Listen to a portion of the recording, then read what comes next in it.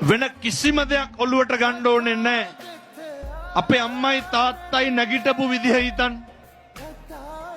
මගේ අම්මා මං හදාගත්ත විදිහ හිතන්න. මගේ තාත්තා මං හදාගත්ත විදිහ හිතන්න. අම්මලාට ડિප්‍රෙෂන් නැහැ විදිහ නැහැ.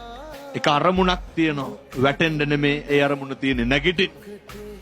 ජීවිතේ වැටෙන්න හේතු 1000ක් තියෙනවා. ආර්ථිකමය ප්‍රශ්න. ස්වාමි පුරුෂයා නැති වුණාම නේ ගැහණියෙකුට තනියම ජීවත් වෙන්න අමාරුයි නේ. අසත්පුරුෂ පිරිමින්ගෙන් කොච්චර නොබිනා යෝජනා එනවද?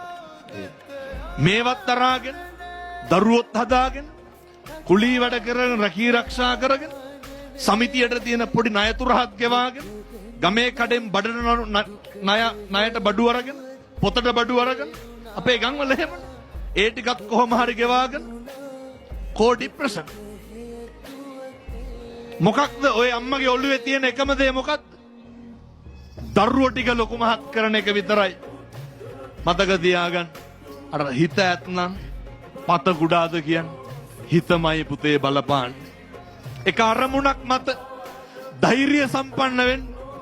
එක අරමුණක් මත අදිෂ්ඨානශීලී වෙන්න. ඒ අරමුණට කටයුතු කරන්න. ඒ අරමුණු ජය ගන්න මේ තරුණ මහත්තුරුන්ට මේ පුරපසලක් 15ක් පොය දවසේ තුරුණන්ගේ ආශිර්වාදය ලැබේවා කියලා අපි ප්‍රාර්ථනා කරමු.